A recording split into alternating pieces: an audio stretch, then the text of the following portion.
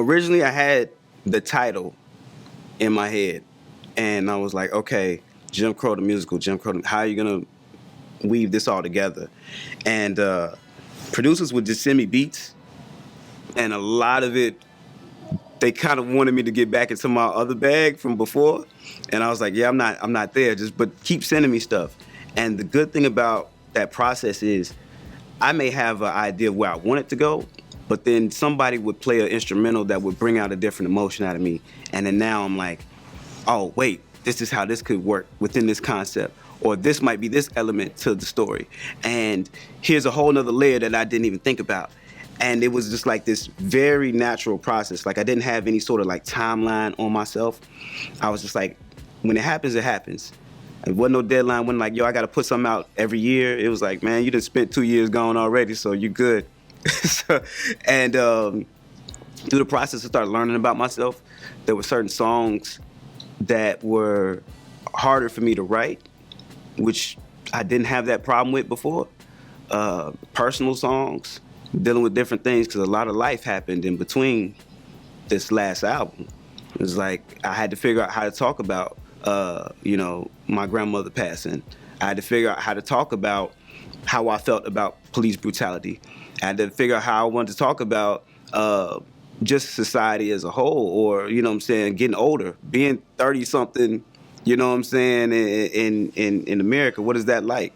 And so, and even having to be a responsible person within like the context of who I am now. It's like Ad 2 ain't just an MC who's running around. It's like Ad 2 is also a mentor to a lot of these, youth out here. And so what I say holds a different amount of weight, because it's like I got to see you living it too, because on a day-to-day basis, if I'm running around calling women out their names, you know what I'm saying, on all the records, and yet here I am trying to talk to you about relationships, then I'm looking like a hypocrite.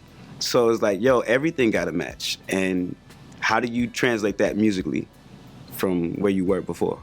Well, one of the things that was interesting about this process was when it came to recording all the songs, I recorded myself through the entire process. Like all of my vocals, I recorded myself.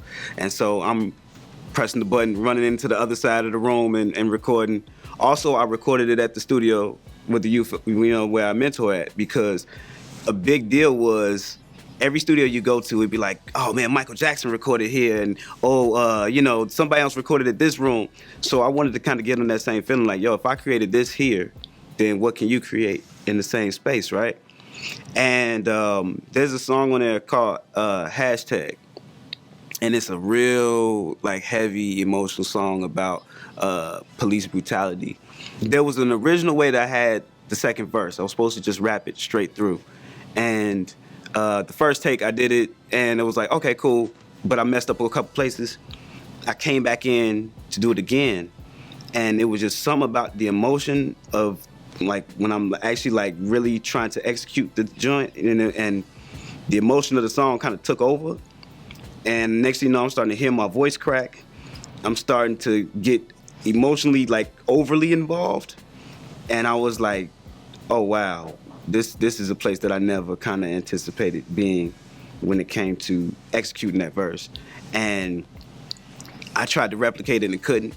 And I just kept it as is. So the verse that's in there, like, when you hear me kind of sound like I'm breaking down and crying and all this stuff like that, is like, that's genuinely happened. I remember I got done with it and I was like, wow. Like, there's a part even in the song that I left in where I had cussed. I said shit, because it was just like I was overly like overwhelmed with emotion about thinking about it, and frustrated and angry and hurt.